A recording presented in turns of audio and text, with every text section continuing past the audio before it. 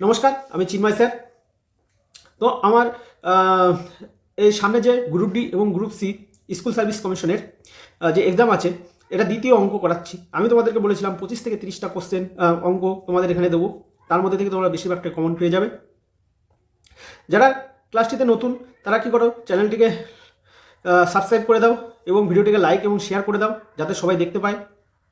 তাছাড়া আমি আমার যে সমস্ত গ্রুপগুলো রয়েছে সেই গ্রুপগুলোতে আমি আমার ক্লাসগুলোকে শেয়ার করে দেবো।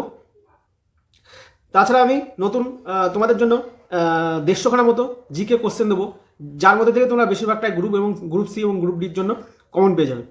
এটা আমার এতদিনের রিসার্চের ফল। ঠিক আছে, কোনো টেনশন নেওয়ার কোনো কারণ নেই। তোমরা রিল্যাক্সে পরীক্ষা দিতে যাবে, সব কমন পেয়ে যাবে। শুধু বিলিভ রাখো, বিশ্বাস রাখো আমার উপরে। ঠিক আছে, চলো অঙ্কটা করা যাক। একটি পাত্রে 80 লিটার অ্যাসিড ও জলের মিশ্রণ আছে। অ্যাসিড এবং জল মিশ্রিত করে একটি পাত্রে আছে 60 লিটার টোটাল মিশ্রণ, যার মধ্যে 80% হচ্ছে অ্যাসিড আছে। তাহলে 80% যদি অ্যাসিড থাকে তাহলে 20% জল আছে। আর কত পরিমাণ জল এই মিশ্রণে যোগ করলে মিশ্রণটিতে অ্যাসিডের পরিমাণ হবে 60%।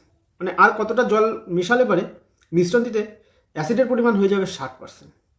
চলো, খুবই ইজি অঙ্ক।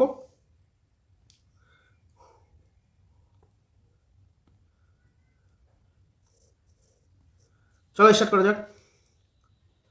ধরো একটা পাত্র আছে এরকম, ঠিক আছে। পাত্রের মধ্যে অ্যাসিড অ্যাসিড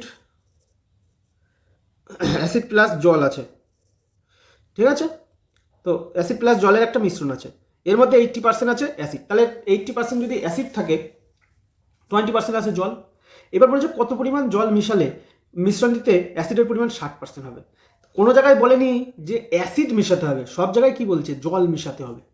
সব জায়গায় কি বলছে, জল মেশাতে হবে। তার মানে অ্যাসিডটা কনস্ট্যান্ট থাকবে, অ্যাসিডের পরিমাণের কোনো চেঞ্জ হবে না।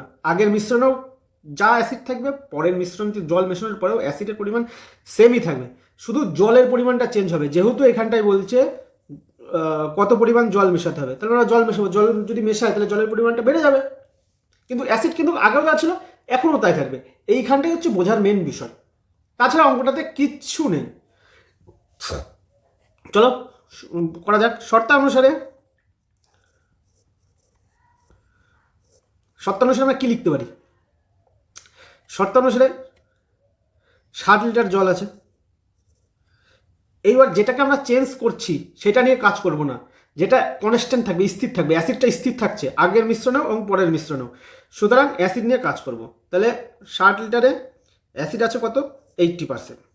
ঠিক আছে, এইবার জল মেশানো হয়েছে। কত লিটার জল মিশিয়েছি আমি জানি না, ওই 60 লিটার মিশ্রণে 60 লিটার যে মিশ্রণ আছে তাকে বলছে তাতে কত লিটার জল মেশালে মিশ্রণটিতে অ্যাসিডের পরিমাণ হবে 60%। কত লিটার জল মিশিয়েছি আমি জানি না। ধরে নিই যে ওই জল মেশানোর পরে টোটাল মিশ্রণটা দাঁড়িয়েছে এক্স।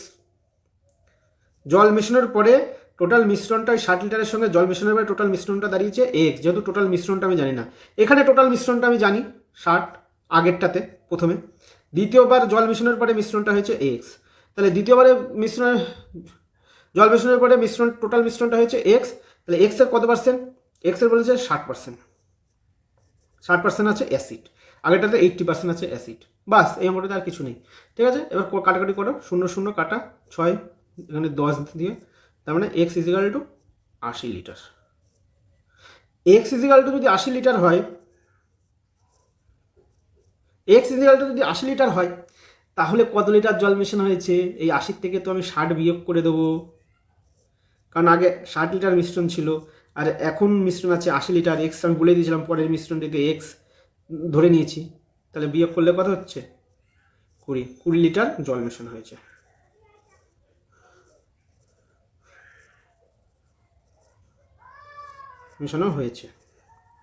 আশা করি স্টুডেন্টরা তোমরা সব বুঝে গেছো। তা তোমরা ভিডিওটিকে লাইক এবং শেয়ার করে দাও, বন্ধুরা যাতে দেখতে পায়। ঠিক আছে, আর তোমরা লাইক করলে পারে আমি ক্লাস দেওয়ার জন্য অধীর আগ্রহে বসে থাকবো এবং আমার ভিতরে থেকে মানে চাই যে তোমাদের জন্য ক্লাস দিই। এবং আগ্রহ বাড়ে কখন, তোমরা যখন লাইকটা দাও। ঠিক আছে? তো চলো নেক্সট অঙ্ক আবার যাচ্ছি, পরের ক্লাসে দেখা যাচ্ছে। এটা 2 নম্বর অঙ্ক তোমাদেরকে দিয়ে দিলাম, 2 নম্বর করিয়ে দিলাম। ঠিক আছে, ভালো লাগলে তোমরা লাইক করে দাও। ঠিক আছে, বাই।